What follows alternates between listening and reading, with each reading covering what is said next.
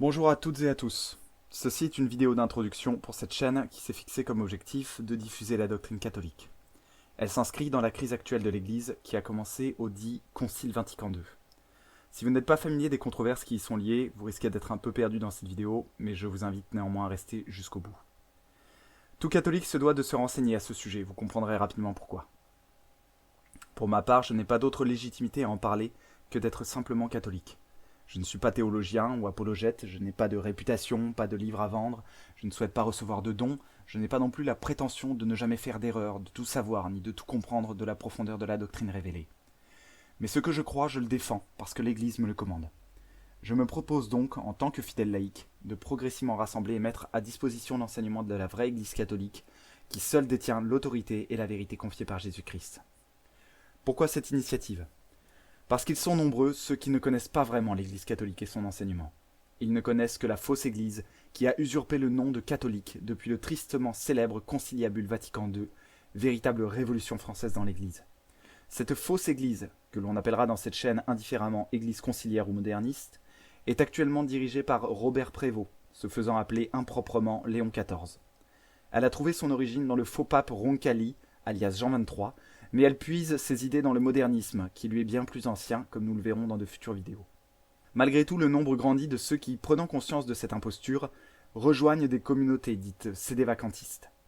Elles prétendent être ce qui subsiste de l'Église visible, mais elles ne sont unies ni doctrinalement, ni hiérarchiquement. D'autres enfin vivent leur foi isolée, sans lien avec les communautés modernistes ou sédévacantistes, considérant que les unes comme les autres sont suspectes d'hérésie pour des raisons diverses. Je suis pour ma part un des membres de la troisième catégorie. Nous estimons que quel que soit notre rang ou notre éducation, la prudence appelle à rejeter ces communautés, à les dénoncer comme fausses et à s'attacher à l'Antiquité, selon les termes du Commonitorium de Saint Vincent de Lérins, section 3, paragraphe 2. Citation. Et encore, si quelque contagion nouvelle s'efforce d'empoisonner non plus seulement une petite partie de l'Église, mais l'Église tout entière à la fois, dans ce cas aussi, son grand souci, aux chrétiens catholiques, sera de s'attacher à l'Antiquité, qui, évidemment, ne peut plus être séduite par une nouveauté mensongère, quelle qu'elle soit. Fin de citation. Cette situation que nous vivons n'est pas sans lien avec l'exil de Babylone, dont nous parlerons aussi dans cette chaîne. Elle rappelle aussi la célèbre paraphrase des propos de saint Athanase, qui, entouré des suppôts d'Arius, déclarait en substance « Ils ont les bâtiments, mais nous avons la foi ». Cette contagion qui a lieu aujourd'hui, n'importe qui pourra la constater en opposant l'enseignement permanent depuis Jésus-Christ jusqu'à Pie XII avec celui professé depuis Roncalli et les faux papes de Vatican II. Parmi les modernistes mentionnés plus haut, beaucoup sont probablement trompés comme je l'ai été en croyant qu'il y a eu succession légitime de l'autorité. La plupart, étant nés dans ces communautés, a été abreuvée du poison du mensonge et de l'hérésie dès son plus jeune âge. Elle a été convaincue que la foi était une affaire personnelle qui pouvait se plier aux exigences de notre époque, moyennant quelques concessions purement extérieures. Les sédévacantistes, quant à eux, constatant la rupture, s'accrochent au visible, aux ministres et au ministère plutôt qu'à la foi.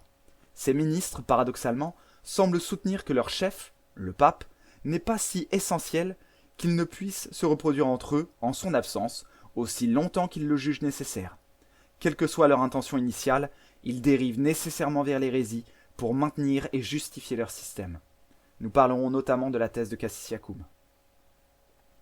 Au milieu de ce déluge d'opinions, comme le dit Léon XIII, le devoir de tout fidèle est de s'instruire de la religion à laquelle il prétend adhérer.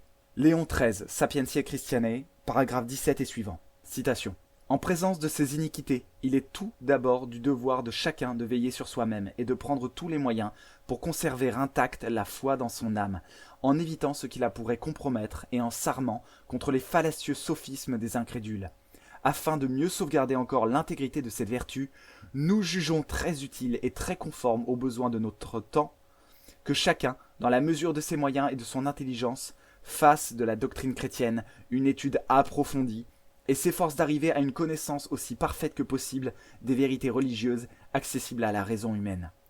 Cependant, il ne suffit pas que la foi demeure intacte dans les âmes, elle doit de plus y prendre de continuels accroissements, et c'est pourquoi il convient de faire monter très souvent vers Dieu cette humble et suppliante prière des apôtres. Seigneur, augmentez notre foi. Mais en cette même matière qui regarde la foi chrétienne, il est d'autres devoirs dont le fidèle et religieux accomplissement, nécessaire en tous les temps aux intérêts du salut, l'est plus particulièrement encore de nos jours. Dans ce déluge universel d'opinion, c'est la mission de l'Église de protéger la vérité et d'arracher l'erreur des âmes. Et cette mission, elle la doit remplir saintement et toujours, car à sa garde ont été confiés l'honneur de Dieu et le salut des hommes. Mais, quand les circonstances en font une nécessité, ce ne sont pas seulement les prélats qui doivent veiller à l'intégrité de la foi, mais comme le dit saint Thomas, chacun est tenu de manifester publiquement sa foi, soit pour instruire et encourager les autres fidèles, soit pour repousser les attaques des adversaires.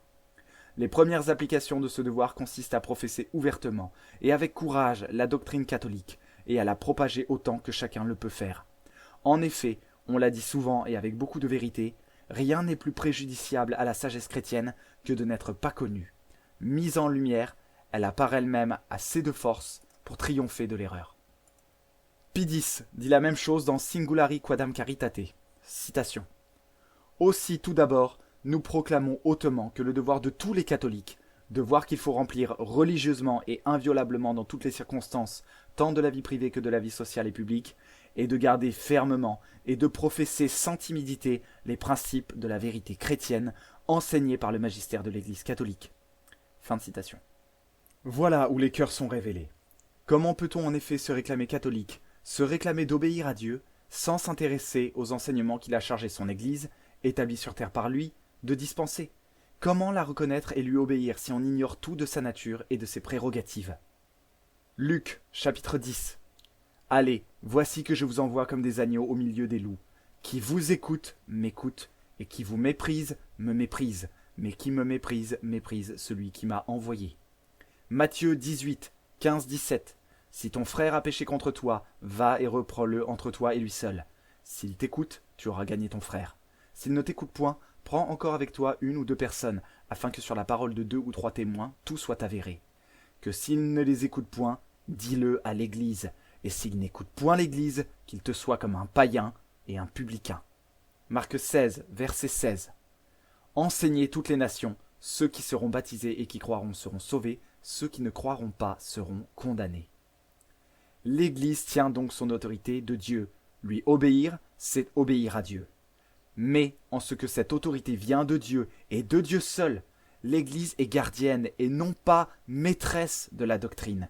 Elle ne peut pas s'arroger le droit de modifier le dépôt qui lui a été confié, seulement de l'expliquer et d'en développer naturellement les tenants et les aboutissants à la lumière de l'Esprit Saint pour le bien des fidèles et pour contrer les mensonges et les sophismes du démon. Léon XIII dit dans Humanum Genus, citation, « La mission tout à fait propre et spéciale de l'Église catholique consiste à recevoir dans leur plénitude et à garder dans une pureté incorruptible les doctrines révélées de Dieu. » Fin de citation. La hiérarchie visible de l'Église ne peut donc se prévaloir de son autorité que tant qu'elle conserve cette pureté de la doctrine.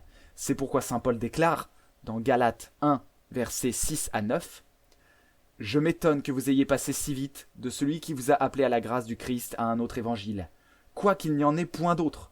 Seulement, quelques personnes sèment le trouble parmi vous et veulent renverser l'évangile du Christ. Mais si nous-mêmes ou un ange du ciel vous évangélisez autrement que nous vous avons évangélisé, qu'il soit anathème. Comme nous l'avons déjà dit, ainsi je le répète, si quelqu'un vous annonce un autre évangile que celui que vous avez reçu, qu'il soit anathème. » Fin de citation. Nous répétons que ce fut le cas jusqu'à Pie XII. Mais voici que Roncalli, Jean XXIII, dans son encyclique Pacem in Terris, déclare contre l'enseignement de tous ses prédécesseurs que chacun a le droit d'honorer Dieu suivant la juste règle de la conscience et de professer sa religion dans la vie privée et publique. Il a même l'audace de déformer l'encyclique Libertas Praestantissimum de Léon XIII pour étayer son propos.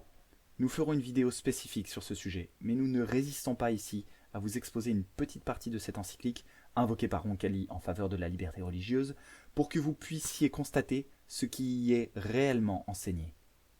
Léon XIII, Libertas Praestantissimum, citation. « Et si l'on demande, parmi toutes ces religions opposées qui ont cours, laquelle il faut suivre à l'exclusion des autres, la raison et la nature s'unissent pour nous répondre celle que Dieu a prescrite et qu'il est aisé de distinguer grâce à certains signes extérieurs par lesquels la divine providence a voulu la rendre reconnaissable, car dans une chose de cette importance, l'erreur entraînerait des conséquences trop désastreuse. C'est pourquoi offrir à l'homme la liberté dont nous parlons, c'est lui donner le pouvoir de dénaturer impunément le plus saint des devoirs, de le déserter, abandonnant le bien immuable pour se tourner vers le mal, ce qui, nous l'avons dit, n'est plus la liberté, mais une dépravation de la liberté et une servitude de l'âme. Fin de citation. De même, Pie IX avait déjà condamné dans son syllabus l'exacte proposition de Roncalli comme une erreur. Il s'agit de la proposition numéro 15. Vous trouverez le lien du syllabus dans la description. Évidemment, cet enseignement ne date pas du XIXe siècle. Il est aussi vieux que l'Église, qui a toujours soutenu qu'elle était seule détentrice de la vérité religieuse et que l'erreur n'a aucun droit. Il y a donc contradiction manifeste. Non pas isolée et malheureuse, ce qui aurait déjà suffi, mais constante et vigoureuse, portée par tous les pseudopapes issus de Vatican II, plus ou moins explicitement selon leur stratégie pastorale, dirons-nous.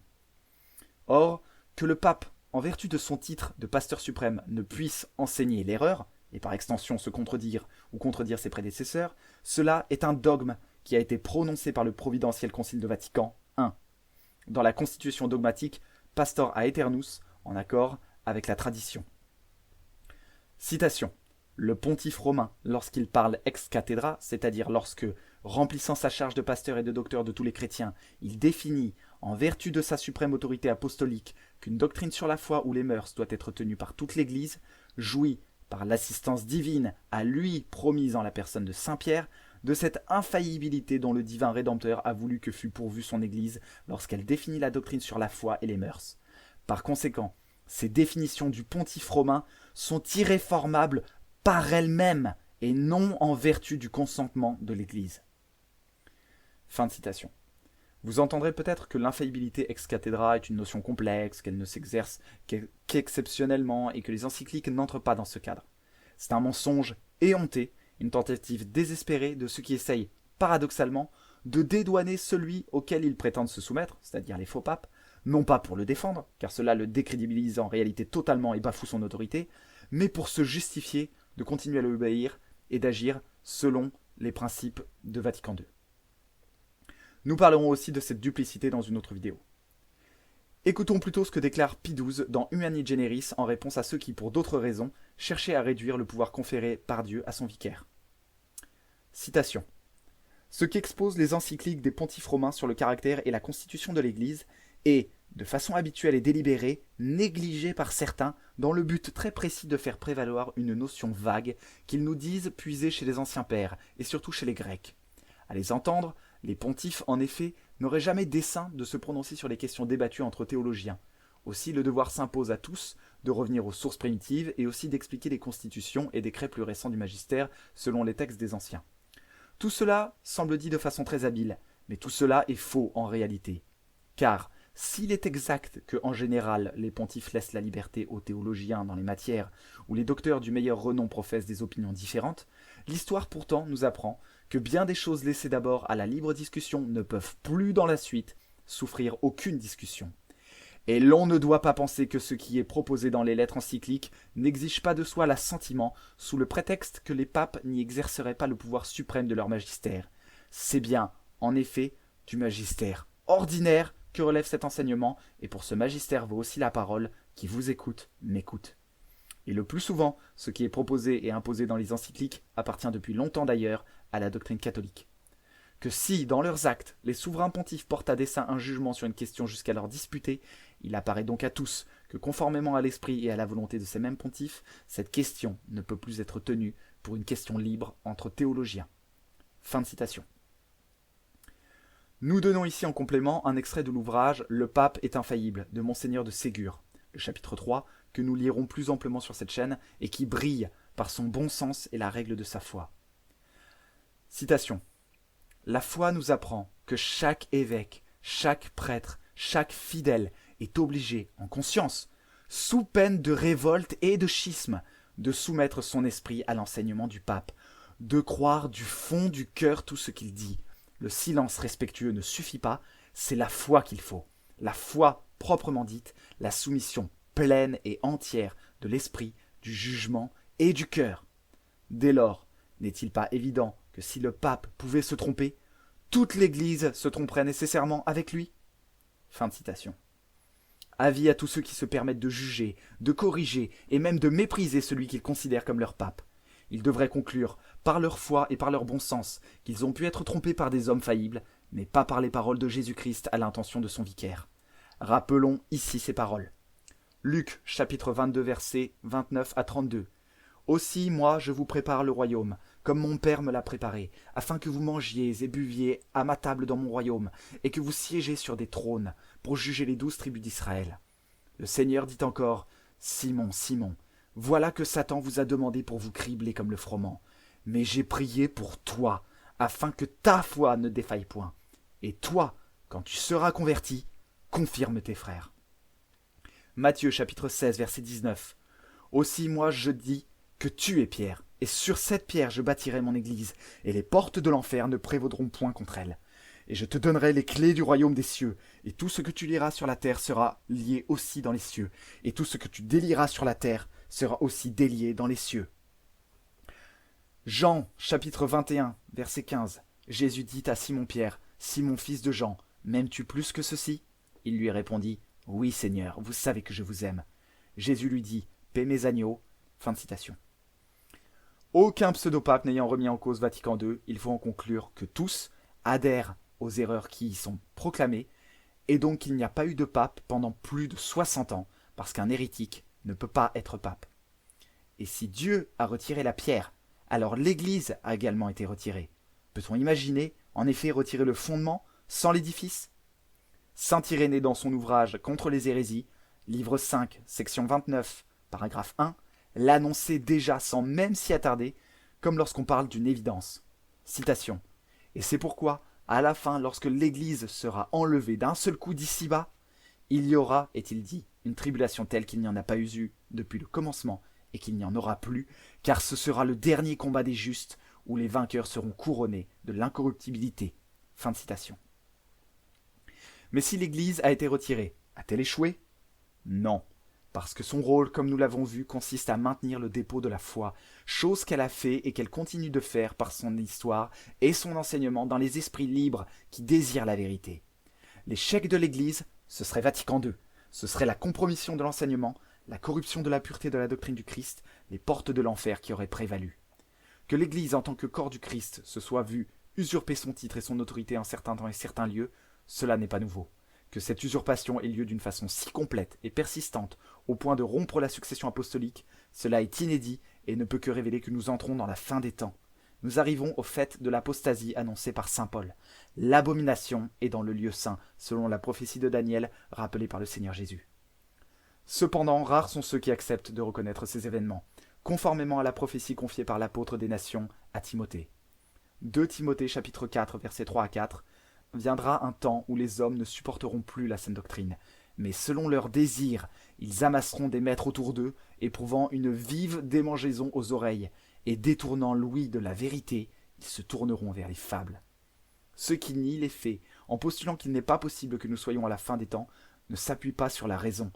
La logique veut qu'à partir des faits, l'on tire des conclusions, et non qu'à partir d'une hypothèse, l'on réinvente les faits. Mais le sujet est large, et j'ai seulement égratigné la plupart des points de controverse, j'en suis bien conscient. Je m'arrêterai donc ici pour l'introduction de cette chaîne. Sa seule prétention était de vous donner un aperçu du contenu qui y sera diffusé, de faire savoir à ceux qui doutent qu'ils ne sont pas seuls, et d'alerter ceux qui étaient dans l'ignorance des dangers et des faux semblants. Ne soyons pas étonnés et troublés que de tels événements puissent arriver. On en trouve de nombreux récits dans la Bible. Nous-mêmes faisons partie de l'histoire de Dieu. Pensions-nous que le jour de la tribulation ne viendrait jamais ? Je vous partage quelque chose que j'ai lu tout récemment dans le livre de Judith et qui me semble correspondre parfaitement à notre situation.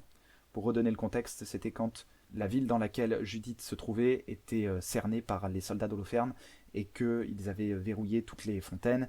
Et donc les anciens de la ville avaient mis un délai à Dieu. Ils se disaient, on attend encore 4 jours, et si au bout de 4 jours Dieu n'est pas venu nous sauver, à ce moment-là, nous nous rendrons. Judith, chapitre 8, 20-27.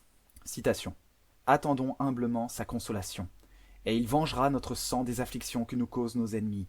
Il humiliera aussi toutes les nations quelconques qui s'élèvent contre nous, et le Seigneur notre Dieu les livrera au déshonneur. Or maintenant, mes frères, relevez leur cœur par vos paroles, afin qu'ils se souviennent que nos pères ont été tentés pour éprouver s'ils honoraient véritablement leur Dieu. Ils doivent se souvenir comment Abraham notre père fut tenté, et comment, éprouvé par beaucoup de tribulations, il devint l'ami de Dieu.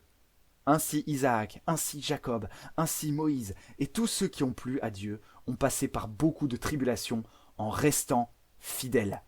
Mais ceux qui n'ont point reçu les tentations avec la crainte du Seigneur, et qui ont témoigné leur impatience, leurs reproches et leurs murmures contre le Seigneur, ont été exterminés par l'exterminateur et ont péri par les serpents.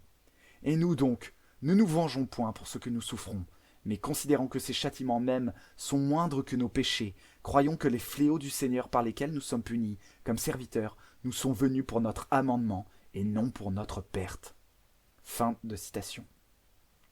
Notre lâcheté, notre manque de foi, notre paresse, notre impénitence ont permis à l'hérésie d'usurper la chair de Saint-Pierre et obligé notre Seigneur à nous mettre à l'épreuve pour révéler les cœurs. Sommes-nous plus attachés à notre confort matériel, à nos habitudes religieuses ou à sa divine personne ? Si nous l'aimons, reconnaissons que nous avons amplement mérité ce châtiment et que nous devons nous convertir. Car inexorablement le deuxième avènement se rapproche et le Seigneur nous a déjà donné ses consignes. Matthieu, chapitre 24, verset 42. Veillez donc, parce que vous ne savez pas à quelle heure votre Seigneur doit venir. Mais sachez ceci, si le père de famille savait à quelle heure le voleur doit venir, il veillerait certainement et ne laisserait pas percer sa maison. C'est pourquoi vous aussi, tenez-vous prêts, car vous ignorez l'heure à laquelle le Fils de l'homme doit venir. Fin de citation. Alors, veillons. J'alimenterai autant que possible cette chaîne avec des lectures spirituelles et doctrinales, aussi parfois avec des observations personnelles. Je ferai aussi des vidéos de réfutation du protestantisme qui touchent personnellement ma famille. Je mettrai dans la description le lien des sources accessibles sur Internet, et sinon, au moins les références mentionnées en vidéo. Je prie pour que cela porte du fruit et puisse contribuer à ramener des cœurs à Dieu. Moi-même, je continuerai à étudier pour me convertir et fortifier ma foi. Merci pour votre écoute.